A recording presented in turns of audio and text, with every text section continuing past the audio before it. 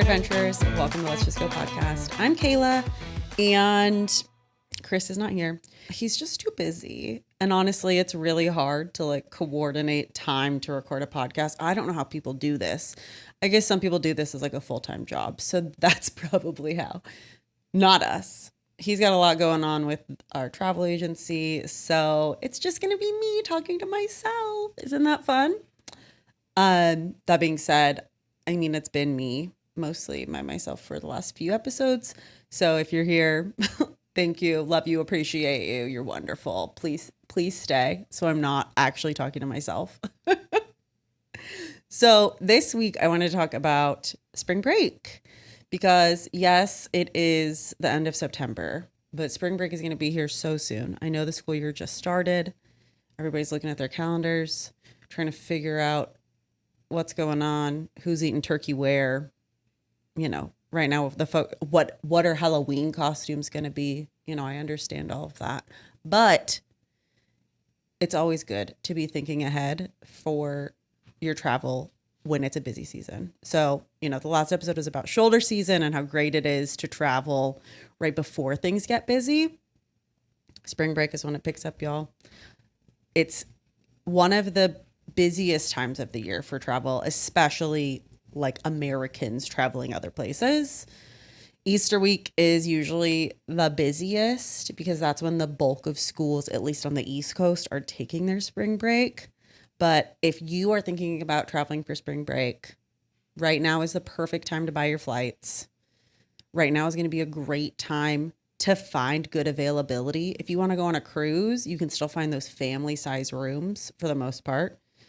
If you're wanting to go to an all-inclusive, or maybe you want to go to a theme park and you need one of those bigger rooms because let's say you have a party of 5 or 6, right now is the perfect time to book those. So let's talk a little bit about some good spring break destinations, why they're such great spring break destinations, and then what a good path forward is from here. So obviously, great spring break is going to be your Disney parks, Universal, a Disney cruise, any cruise. But Walt Disney World is going to have the Flower and Garden Festival, which if you've never been to is so cute. I love all Epcot festivals, but Flower and Garden is really, really pretty because I love Food and Wine, but Food and Wine is obviously focusing on the things that you're eating and drinking, where Flower and Garden has beautiful topiaries. There are beautiful flowers. It's a vibe, you guys. Disneyland's a great option because spring in Southern California is beautiful. So pretty. Probably my favorite time of year in Southern California, if I'm being honest with you. Universal Studios, if you're going to Universal Studios Florida, Epic Universe will hopefully have died down a bit by spring break because of the fact that it will at that point have been open for almost a year. If you're going to Universal Studios Hollywood, again, beautiful weather that time of year in Hollywood. And you can make it more of an LA focused trip as well. If you want to go on a cruise, Disney Cruise Line and Royal Caribbean are really going to be your two most geared towards families. Spring break is a great time to cruise because there are so many 7-night cruises.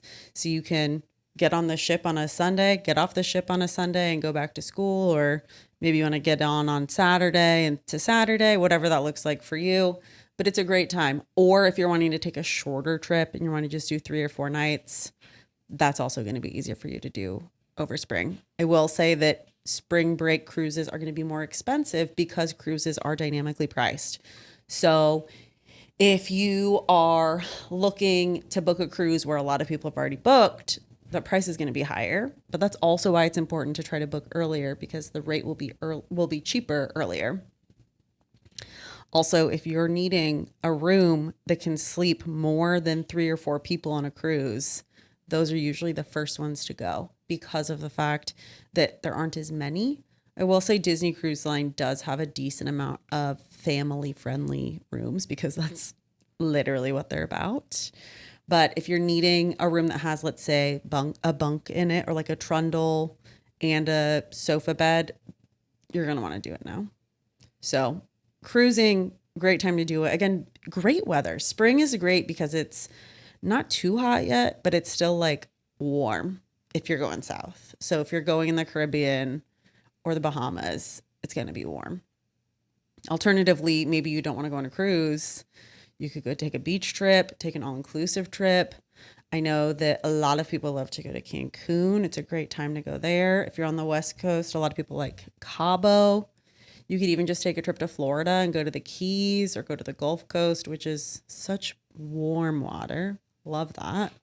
It's also a good time to check out some national parks. You could go to Zion, Grand Canyon. I love Sedona. I think Sedona is a beautiful place and it would be a fantastic place to spend spring break if you ask me. You could also go, like visit the South. If there's a destination you've been wanting to check out, it's really a good time to go south before it gets too hot. So those are a few ideas. I don't want to go too in depth about each idea, but you've got some options for spring break. So what can we do now?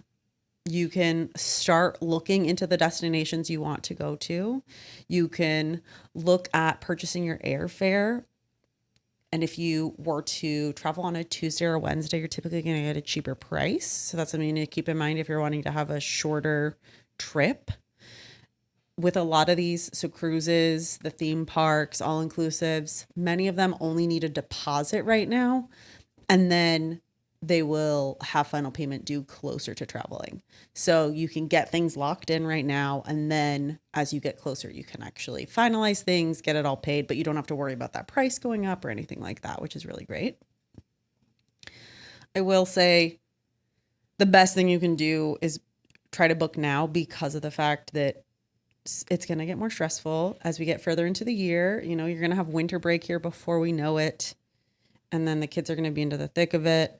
And then all of a sudden spring break is going to be a month away and you're going to be going, oh my God, where did the time go? We don't have anything booked. What are we going to do?